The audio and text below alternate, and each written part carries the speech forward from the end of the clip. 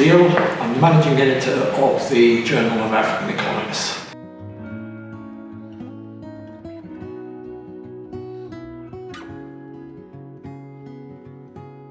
Okay, well at the moment we're receiving about 400 submissions and we're publishing between 20 and 30 a year over 5 issues of the journal.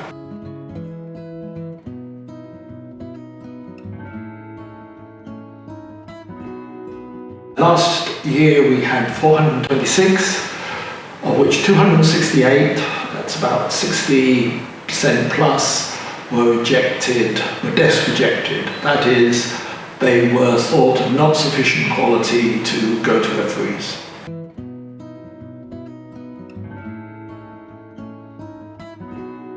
Well, clearly that's a very important question. And there are various reasons.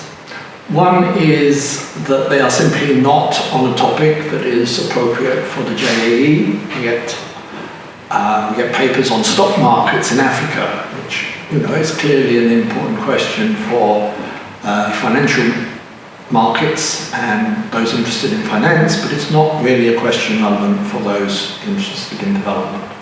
So that's one reason, but that's not the main reason. The main reason is that they simply do not present a interesting and compelling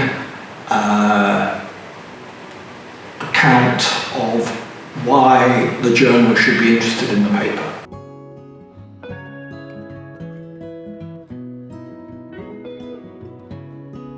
The key there is the abstract.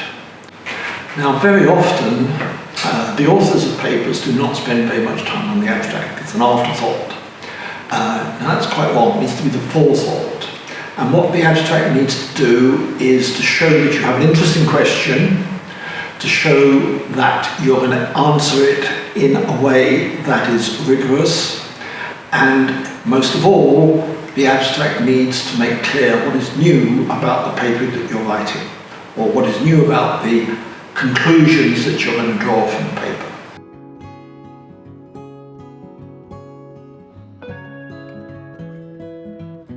You might think it's rather obvious that an abstract begins with the question of interest, but it's true in the majority of cases of papers that we best reject, authors do not begin with the question.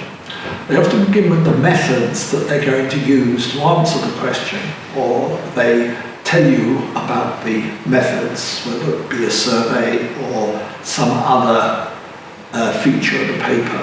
Now the key thing is those are instruments to addressing the question. So you must begin with the question. And as well as the question, you must tell the editor what's new about what it is you're going to say about that question. So they want a coherent question, they want it to be interesting, and they want to know what's new about the question that you are posing.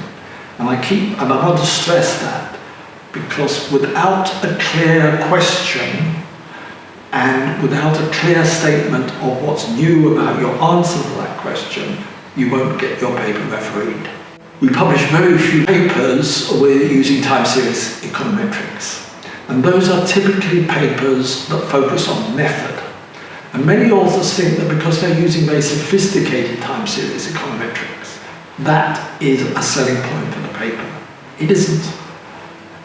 The sophistication of the methods is not the central question in the minds of the editor. The central question is how well and how relevant the methods you're using are for addressing the question that you pose.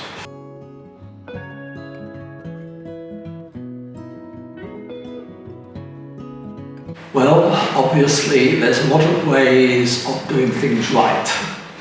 But let me just give you a very specific example. Take the issue of violence in sub-Saharan Africa, its causes and consequences. Now that's clearly an interesting question. It's not a new question. So as well as the question, you need to focus on what is your contribution to the issue of the causes and consequences of violence in Africa. What's novel? It may be a novel data set.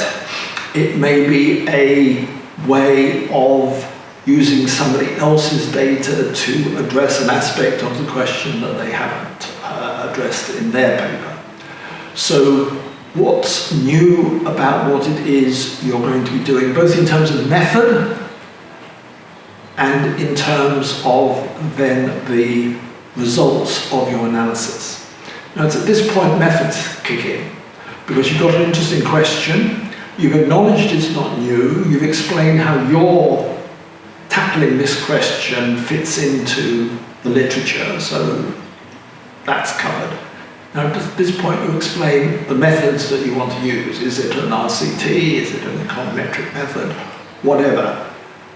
It's got to be relevant and it's got to be geared to the question that you began with. At this stage you present, if it's an empirical paper, you present the descriptive statistics. Okay, so you've got the methods, you've got the data, you've got the question, then finally you've got your results. And your results need to be very clearly set out and related to the results of other people who tackled this question. And then the conclusions are basically a summary of what you've done, how you've done it, and what your results are. And I come back to the basic point that those are then ingredients to the abstract. The abstract is not an afterthought. The abstract is central for interesting the editor in the question you want to pose.